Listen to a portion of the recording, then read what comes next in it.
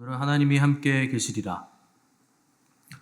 하나님이 함께 계시리라 제목으로 우리 하나님 말씀 함께 나누도록 하겠습니다. 사도 바울이 고린도 교회에 편지하기를 내가 행하는 모든 일들은 진리를 거스르는 게 아니다. 또 진리 안에서 진리를 위함이고 또한 너희들이 진리 안에서 온전히 서게 하기 위해서 하는 일들이다. 이렇게 말했는데 오늘 10절 말씀 보시면 그 진리가 또한 고린도 교회를 바로 세우고 또 성도들을 바로 세워서 누구보다도 그들이 진리 안에 서 있기를 원한다 하는 것이 바울의 바람이라고 기록을 했습니다. 그러니까 바울이 진리를 강조하는 이유는 거짓 때문에 일어난 고린도 교회 문제들 때문에 지금 진리를 강조하는 겁니다. 만일 고린도 교회가 계속해서 거짓 사도들과 그들의 거짓 복음을 따라간다면 주님께서 분명히 고린도 교회에서 촛대를 옮기실 것이기 때문에 바울이 그렇게 되지 않도록 자신의 사도권을 가지고 권면하고 또 교회를 훈계하고 있다 하는 것이죠. 근데 또 사도로서 바울의 권면과 훈계가 너무 엄한 것으로 여겨지지 않도록 그래서 10절 하반절에 보시면 주께서 너희를 넘어뜨리려 하지 않고 세우려 하여 내게 주신 그 권한을 따라 엄하지 않게 너희를 권면하는 거다 하는 거죠. 그러니까 바울 안에는 여러 가지 마음들이 있는 겁니다. 고린도 교회를 사랑하는 마음도 있고 또 그들이 세워지고 성숙하기를 원하는 마음도 있고 반면에 또 거짓 사도들과 죄를 미워하는 마음도 바울 안에 있기 때문에 좀 여러 가지 복합적인 마음들이 10절 말씀으로 표현이 된 거죠. 그리고 나서 11절에서 13절이 이제 바울의 마지막 인사입니다. 이 구절을 다루면 이제 고린도 전서와 후서가 끝나는 건데 뭐 마지막 인사말 치고는 너무 내용이 많아서 오늘과 내일에 걸쳐서 두 번에 걸쳐서 다룰 건데 오늘은 11절만 이 마지막 인사를 다룰 겁니다. 11절 보시면 마지막으로 말하노니 형제들아 기뻐하라 온전하게 되며 위로를 받으며 마음을 같이하며 평안할지어다. 또 사랑과 평강의 하나님이 너희와 함께 계시리라. 거룩하게 입맞춤으로 서로 문안하라. 이렇게 인사말을 시작을 했습니다. 마지막 인사말이니까 의뢰 이렇게 쓸 수 있는 좋은 말 다 갖다 붙여놓은 거 아닌가 싶을 만큼 내용이 많은데 사실 내용 하나하나가 굉장히 어려운 요구를 하는 겁니다. 기뻐하라, 온전하게 되라, 위로를 주고받아라, 마음을 같이 해라, 평안해라, 거룩한 입맞춤으로 서로 문안하라 이런 내용들이죠. 그냥 보면 평이한 인사말처럼 들리겠지만 여러분들이 이런 걸 하려고 해보시면 이게 엄청나게 어렵다는 거 실감을 하실 겁니다. 또 그냥 그러면 바울이 그냥 의례상 썼나 보다 하기에는 이게 성경이잖아요. 그러니까 성경이 외식하라고 의례상 주신 말씀이 아니기 때문에 우리는 이 말씀을 심각하게 받아들여야 되고 또 하라고 한 것들을 하기 위해서 힘쓰고 애를 써야 된다는 거죠. 근데 우리 힘으로 기뻐하는 게 가능한가? 온전해지는 게 가능한가? 또 위로받고 마음을 같이하고 평안하고 거룩한 입맞춤으로 서로 문안하는 거 이거 절대 쉽지 않은 거죠. 기뻐하라는 거 하나만 해도 여러분 생각해 보세요. 내가 1년 동안 진짜 기뻐하는 날이 며칠 되는가? 하나님 때문에 기쁜 날이 정말 며칠이나 될 것인가 생각해 보면 아마 손에 꼽으실 겁니다. 진짜 기뻐하는 날. 너무나 기뻐서 어쩔 줄 모르는 그런 기쁨은 며칠 안 돼요. 그러면 이제 어떻게 인생을 살면서 바울은 또 그냥 기뻐하라고 하지 않고 항상 기뻐하라고 그럽니다. 늘 어떻게 인간이 기쁠 수가 있는가? 머리에 꽃 꼽지 않는 이상 늘 기뻐하는 거 쉬운 거 아니죠. 또 죄인된 인간이 또 어떻게 온전해질 수 있는가? 온전하라 명령하고 있는데 온전해진다는 것도 절대 쉽지 않은 거죠. 또 마음을 같이 하라는 건 어떻습니까? 부부도 마음이 다르고 자식도 내 마음과 다른데 남인 사람들이 모인 교회 안에서 성도들끼리 마음을 같이 하라? 이거 불가능한 겁니다. 늘상 티격태격하는 이유가 뭡니까? 마음이 달라서 그런 건데 마음을 같이 하라니 이게 어떻게 가능한가 하는 거죠. 또 평안하라. 누군들 불안하고 싶지 않아서 불안하고 평안하고 싶지 않아서 평안하지 않겠는가 이런 생각이 들 만큼 우리는 늘상 불안하고 무섭고 두려움에 떨죠. 조그만 일만 일어나도 두려워하는 게 사람인데 어떻게 늘상 평안할까 싶죠. 또 뭐 삶이 우리는 미래를 알 수 없으니까 늘상 불안하고 안달복달할 수밖에 없는 구조인데 거기다 대고 평안하라 이렇게 명령한다고 해서 정말 평안할 수 있는가 이런 생각이 들겠죠. 가장 힘든 건 무슨 명령이냐? 거룩한 입맞춤으로 서로 문안하라. 여러분 이거 할 수 있습니까? 교회 안에서 입맞춤은 난리 나죠. 물론 뭐 이건 뭐 우리나라의 문화가 아니기 때문에 그 나라 문화이기 때문에 그냥 뭐 이렇게 손등에 이렇게 입 맞추는 거 뭐 이런 거 하라는 거죠. 뭐 이렇게 서양 보면 이렇게 볼에 그냥 입 맞추는 이렇게 흉내만 내잖아요. 그러니까 그런 문화 안에서 그 문안 인사를 하라는 겁니다. 아무리 이게 서양식 인사고 흉내만 내는 거라고 해도 가까이 있기만 해도 싫은 사람이 분명히 있는데 그런 사람들에게까지도 입맞춤으로 서로 문안을 하라는 겁니다. 우리는 입냄새만 나도 하기 싫잖아요. 그런 거 하지 말라는 거예요. 따지지 말고 다 거룩한 입맞춤으로 서로 문안 인사를 나눠라 하는 것이죠. 뭐 하나 문안 인사 치고 어느 것 하나 쉬운 게 하나도 없다는 거죠. 근데 로마서 12장 뭐 이렇게 다른 데 보면 바울은 줄곧 이런 표현을 씁니다. 로마서 12장은 더 심각한데 너희를 박해하는 자를 축복하라 축복하고 저주하지 말라.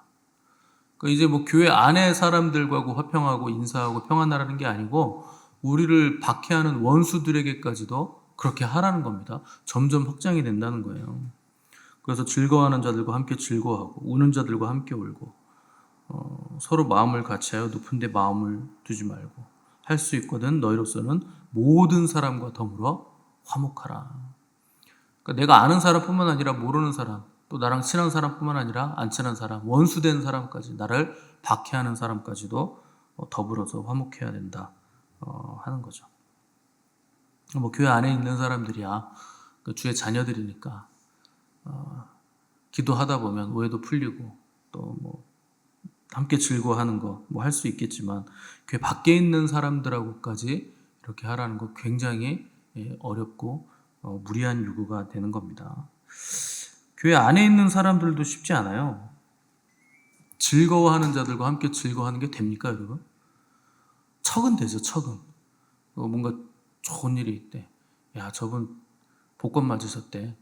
그래서 20억 당첨되셨대. 와, 너무 축하합니다. 그러는데 왠지 모를 그 상대적인 그 씁쓸함과 박탈감이 안에서 이렇게. 물론 여러분들은 훌륭하셔가지고 전혀 그렇지 않은 표정을 짓고 계시지만 저는 그런 느낌이 살짝 들 것 같은데 내가 굉장히 지금 어려운 상황이에요. 힘들고 어렵고 고통을 당하고 어떻게 하면 이걸 해결할 수 있을까 고민하고 있는데 상대방은 즐거운 일이 생겼어요. 근데 즐거워하는 사람하고 함께 즐거워해줘라. 그 요구하잖아요. 여러분 내가 어렵고 힘든데 남이 즐거운 일이 있을 때 즐겁게 됩니까? 마음이? 그러니까 이게 무슨 성경이 우리에게 감정 노동을 하라고 하는 것인지 무슨 외식을 하라고 하는 것인지 당치 알 수가 없는 거죠. 그럼 어떻게 할 것인가? 하지 말아야 되는 것인가? 포기해야 되는 것인가? 어떻게 하면 이런 일을 할 수 있는가? 여러분 달란트 비유를 이렇게 생각을 해보시면 그러니까 주인이 타국으로 나아갈 때 그 3명의 종들에게 5달란트 또 2달란트 또 1달란트를 맡깁니다. 한 달란트만 해도 굉장한 금액을 맡긴 거예요. 그러니까 몇 억을 맡긴 거기 때문에 이거 순전히 주인이 은혜를 베풀어 준 거죠. 뭐 사업 자금을 다 대준 겁니다. 그러니까 은혜와 사랑이죠. 근데 5달란트 받은 사람과 2달란트 받은 사람들은 이 받은 은혜를 가지고 무언가를 해서 이득을 남깁니다. 그래서 착하고 충성된 종이라 하는 칭찬을 받았죠. 근데 1달란트 받은 사람은 이걸 가지고 아무것도 안 하고 땅에 묻어놔요. 그래서 있는 것 그대로 다시 주인에게 그대로 돌려줬다. 그러니까 뭐 요즘 같은 세상에 이거 뭐 어디다 투자해가지고 돈 잃기가 쉬운데 원금 보존을 했으니까 얼마나 다행입니까? 그러니까 1달란트 받은 종은 내가 원금 보존을 해냈다. 단 10원도 잃지 않았다 하면서 주인에게 묻어놨던 한 달란트를 그대로 다시 가져다 줬다는 거죠. 그랬더니 예성외로 주인은 뭐라고 평가했느냐? 이 악하고 게으른 종아. 이렇게 책망을 했다는 거예요. 아니 주인의 돈 손해 볼까봐 머리를 써서 그대로 땅에 묻어놨다가 원금 보전을 다 한 뒤에 그대로 줬는데 맡긴 돈 그대로 갖다 줬는데 도대체 뭐가 악하다는 겁니까? 뭐가 게으르다는 거예요? 주인이 왜 이 종을 책망했느냐? 주인은 이윤을 남기라고 한 게 아니에요. 이게 지금 우리는 자꾸 이제 돈으로 비유를 하니까 이게 뭔가 이득을 남겨야 된다. 사업을 해야 된다. 뭐 이런 식으로 접근하시는데 아닙니다. 이건 순전히 은혜에 대한 얘기예요. 주인이 은혜를 베풀어 줬잖아요. 뭐 공로 없는데 엄청난 금액들을 맡겨줬잖아요. 사람의 분량대로 그릇대로 은혜를 주셨고 사랑을 베풀어 주셨다는 거죠. 그러면 받은 은혜가 있는데 그 받은 은혜를 가지고 너는 왜 아무것도 하지를 않느냐는 거예요. 뭐라도 해야 될 거 아닙니까? 은혜를 받았으면 내가 받은 것이 은혜라는 인지가 있었다면 그 받은 은혜에 감격해서 뭐라도 했어야죠. 그런데 아무것도 안 하는 거예요. 그냥 왔다 갔다만 하는 겁니다. 그러니까 주인이 야 그러면 차라리 은행에라도 넣어놓지. 그러면 이자라도 나왔을 거 아니냐.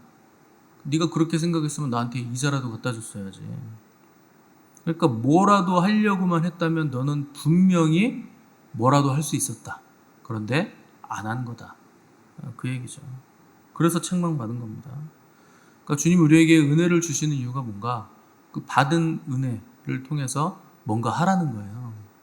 근데 그걸 안 한다는 거죠. 사람들은 늘상 핑계를 댑니다. 자기가 재능이 부족해서 못하고 능력이 부족해서 못하고 나는 원래 안 돼서 못하고 핑계를 대죠. 여러분 아무것도 못하는 존재가 있습니까? 근데 숨은 그렇게 잘 쉬어요? 밥은 그렇게 이빠이 먹고? 할 수 있잖아요. 그렇게 많이 먹는데 왜 못합니까? 그렇게 공기를 많이 소모시키면서 왜 아무것도 못합니까? 볼 수 있고 걸을 수 있고 숨 쉴 수 있고 사지 멀쩡한데 왜 못해요? 그러니까 볼 수 있고 생각할 수 있고 건강하면 누구라도 무언가는 할 수 있어요. 근데 자꾸 못한다고 핑계를 대는 거죠. 정 어려우면 기도할 수 있잖아요. 기도도 못합니까? 눈만 감으면 할 수 있는데 눈만 감고 하나님 생각하고 소원을 아뢰면 할 수 있는 게 기도인데 그런데 그것마저도 안 한다는 거예요. 숨 쉬는 건 하면서 눈 감고 하나님과 교통하는 거 그것마저도 안 한다는 거죠. 그러니까 이건 하나님 왜 책망하시느냐? 왜 악하고 게으르다고 하시느냐? 분명하게 무언가 할 수 있는데 안 한다는 거예요. 할 수 있으면서 안 한다는 겁니다. 자기는 못한다고 자꾸 핑계들을 대는데 아니요. 하나님은 너희는 안 하는 거다. 그래서 책망을 한다는 거죠. 분명히 뭐라도 할 수 있는 거 찾아보자. 내가 뭘 할 수 있을까? 이렇게 생각을 해야 되는데 그냥 게으르게 퍼지는 거죠. 그걸 책망하는 겁니다. 우리가 이런 성경에 나오는 사랑하라, 뭐 기뻐하라, 완전해라, 뭐 이런 명령들을 대하면서 그 부담을 느끼는 이유는 우리는 한 술에 배부르려고 그래서 그래요. 완벽하게 이걸 해야 된다고 생각하는 거죠. 성취를 빨리 보고 싶다. 그래서 남들은 막 수십 년 동안 노력한 걸 나는 한 방에 얻고 싶다. 뭐 이런 욕심들 때문에 우리가 아예 시작도 못하게 되는 겁니다. 우리가 할 수 있는 일은 완전하고 완벽함이 아닙니다. 오늘 순종함으로 한 발걸음을 떼는 거예요. 한 발자국 떼는 거죠. 그게 모이고 모여서 그 완전함의 자리로 나아가는 건데 늘상 우리는 첫술부터 배부르려고 하죠. 우리가 어떻게 이런 일들을 할 수 있는 것인가? 11절 보시면 우리가 할 수 있는 근거가 나와요. 또 사랑과 평강의 하나님이 너희와 함께 계시리라. 어떻게 우리가 이런 명령들을 준행할 수 있는가? 하나님이 우리와 함께 계시기 때문에 가능하다는 거예요. 우리 힘으로는 할 수 없는 겁니다. 근데 임마누엘의 하나님이 우리와 함께 계시니까 하나님 우리를 도와주시니까 성령님이 우리에게 역사하시니까 할 수 있다는 거죠. 결국 할 수 있는 사람, 나는 못하겠다고 하는 사람 차이가 어디서 나타납니까? 하나님이 나와 함께 하심을 믿는가? 믿지 않는가? 결국 이거는 믿음의 문제지 능력의 문제가 아니라는 거예요. 이런 일들을 우리가 뭐 무슨 능력이 있어서 합니까? 인간 누구도 자기 능력으로는 이거 할 수 없어요. 근데 믿음이 있으면 이런 일들을 할 수 있게 된다는 거죠. 어떻게 기뻐하고 온전해지고 위로받고 마음같이하고 평안하고 거룩한 입맞춤으로 서로 문안할 수 있는가? 하나님이 나와 함께 계신다. 나는 그 하나님의 사랑을 받았고 그 하나님이 지금도 나와 함께 계시고 내가 세상 끝날까지 너희와 함께 하시리라는 그 약속을 내가 믿기 때문에 하나님이 끝까지 나와 함께 하실 것이기 때문에 나는 할 수 있다. 이렇게 믿는다는 거죠. 그래서 은혜 위에 은혜라는 게 뭡니까? 내가 어떤 은혜를 받았는지 아는 사람만 그거보다 더 큰 은혜를 누릴 수 있게 된다는 거예요. 그러니까 가장 먼저 우리에게 필요한 은혜는 내가 받은 은혜가 어떤 은혜인가를 깨닫는 은혜, 그 은혜가 있어야 된다는 거죠. 그러면 그때 우리는 나눌 수 있고 할 수 있고 베풀 수 있고 줄 수 있고 한 걸음씩 앞으로 나아갈 수 있게 된다 하는 겁니다.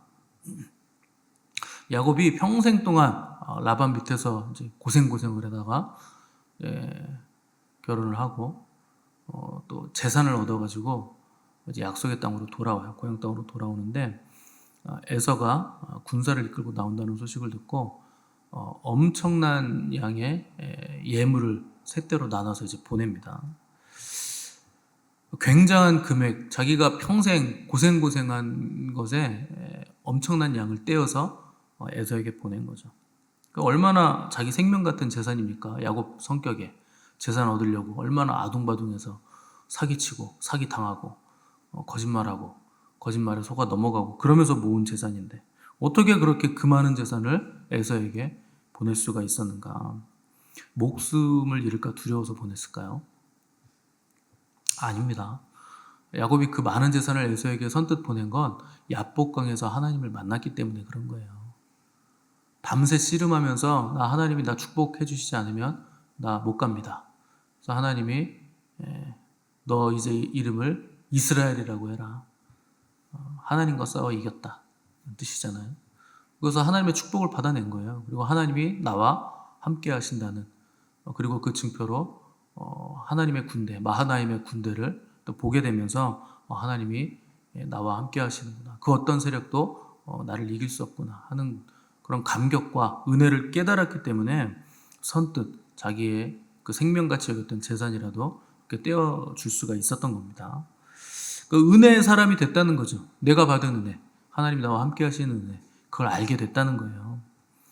요셉이 형들 만났을 때 형님들 걱정하지 마세요. 형님들 다 인신매매 해가지고 팔아먹어서 아버지 돌아가시고 나니까 내가 복수할까 보복할까 봐 지금 두려워하시는 모양인데 저 절대 안 그럽니다. 애초에 나를 애굽에 보내신 분은 형님들이 아니라 하나님이십니다. 그 요셉이 그걸 어떻게 깨달았을까요? 그 고생하면서 깨달은 거예요. 감옥에 있을 때.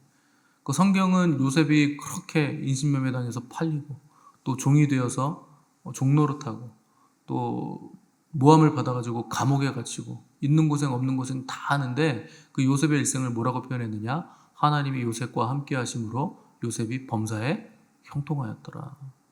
그게 무슨 형통입니까? 인신매매 당하고 종으로 팔려가고 모함 당해가지고 하지도 않은 일 때문에 감옥에 갇히고 그게 무슨 형통이에요? 근데 형통의 기준이 우리하고는 다른 거예요. 우린 뭐가 잘 되면 형통하다고 생각하죠. 근데 요셉의 형통은 뭡니까? 하나님이 범사에 나와 함께 하시는 거. 거기가 감옥이든지 뭐 물속이든지 불속이든지 무슨 사망의 음침한 골짜기든지 상관없는 거예요. 하나님이 나와 함께 하시면 거기는 내가 형통하는 자리가 된다 하는 것이죠. 거기서 역전하시는 하나님의 그 놀라운 역사들을 요셉이 보면서 하루아침에 감옥에 있던 죄수에서 총리가 되는 것들을 경험하면서 하나님의 역사는 이렇게 이루어지는구나. 내가 그동안 총리가 되는 그릇이 만들어지는 과정이었구나 하는 것을 요셉이 깨닫게 됐다는 거죠. 그러니까 형들을 보면서도 울면서 반가워하고 감격하고 그들에게 은혜를 베푸는 자리에 설 수 있게 됐다는 겁니다. 우리가 어떻게 기뻐할 수 있고 온전해질 수 있고 위로를 주고받고 마음을 같이하며 서로 거룩한 입맞춤을 나눌 수 있는가? 하나님의 사랑과 은혜가 먼저 깨달아져야 되는 거예요. 그러면 나눌 수 있게 되는 겁니다. 그럼 우리가 왜 그 은혜를 깨닫지 못하는가? 우리가 생각하는 은혜와 하나님이 주시려고 하는 은혜의 결이 너무나 달라서 그래요. 하나님의 은혜는 우리가 생각하는 것보다 너무나 큰 거예요. 너무 크니까 우리가 인지가 안 되는 거죠. 우리는 그저 뭐 건강, 물질, 사업의 형통, 뭐 물질 때문에 창피함 당하지 않는 거, 뭐 이 정도만을 요구하는데 하나님은 그 정도가 아니에요. 우리에게 주시는 은혜는. 하나님의 은혜는 영원과 맞닿아 있는 은혜입니다. 그러니까 우리는 영원을 바라보지 않으니까, 늘상 현실만 바라보니까 영원과 맞닿아 있는 그 은혜가 은혜되지 못하고 은혜가 은혜로서 깨달아지지 않는다는 거죠. 그러니까 당장 우리가 아침마다 새벽 시간에 이렇게 예배를 자유롭게 드리는데, 만약에 예배를 드리지 못하는 나라가 되면 여러분 어떻겠습니까? 뭐 공산화가 되든지 아니면 또 뭐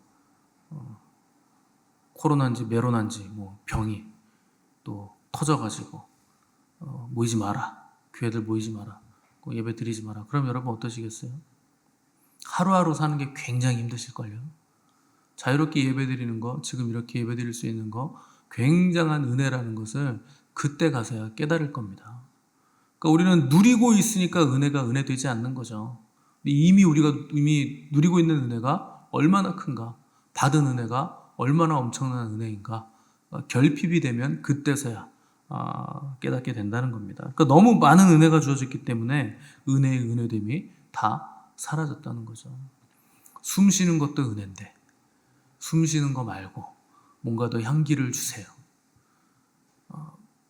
이빨이 멀쩡해서, 위가 멀쩡해서, 장기가 멀쩡해서 뭔가를 먹을 수 있고 누릴 수 있는 것도 은혜인데 왜 맨날 나는 이런 것만 먹어야 됩니까? 그 은혜가 은혜되지 않더라는 거죠. 똑같이 물이 반 담긴 컵을 보면서 그런다잖아요. 어떤 사람은 반이나 남았네, 어떤 사람은 반밖에 안 남았네. 왜 그렇습니까? 은혜를 은혜되게 깨닫지 못하는 거죠. 그러잖아요. 신에게는 아직도 12척의 배가 남아있어. 12척 맞아요? 10척이에요? 아무튼 뭐 몇 척이 됐든 간에. 그거 뭡니까? 아직 너무 많다는 거예요. 가능성은 무궁무진하다는 거죠. 받은 은혜가 크다는, 아니 하나님 믿지 않는 이순신 장군도 그렇게 얘기하는데 받은 은혜를 은혜되지 못하게 바라보는 시각이 항상 우리에게 있다는 거죠. 왜 난 맨날 이렇게 모자른가? 왜 부족한가? 왜 결핍되어 있나? 왜 늘상 나는 고통스러운가? 뭐 왜 고통스럽습니까? 자기가 은혜를 은혜되지 못하게 생각하고 있으니까 고통스럽고 괴로운 거죠. 그러니까 우리가 받은 은혜가 얼마나 큰 은혜인지, 이게 어떤 은혜인지, 그 영혼에 맞닿은 은혜라는 걸 볼 수 있는 안목이 우리에게 먼저 열려져야 한다는 겁니다. 그래서 뭐가 돼서 은혜가 아니라 하나님이 나와 함께 하시기 때문에 은혜예요. 하나님을 아는 것 자체가 은혜입니다. 많은 사람들이 왜 지옥에 갑니까? 하나님 몰라서 지옥 가는 거예요. 그것만으로도 충분한 거예요. 우리가 받은 은혜는. 그 임마누엘의 하나님이 오늘 나와 실제적으로 함께 하시는 하나님이시기 때문에 어떤 상태, 어떤 이득, 어떤 장소가 은혜가 아니라 물이라도 불이라도 뭐 사망의 음침한 골짜기라도 그분이 나와 함께 하시기 때문에 오늘 우리가 숨쉬는 이 순간, 오늘 우리가 살아가는 모든 환경이 은혜임을 고백하는 믿음의 종들 되시기를 간절히 바랍니다.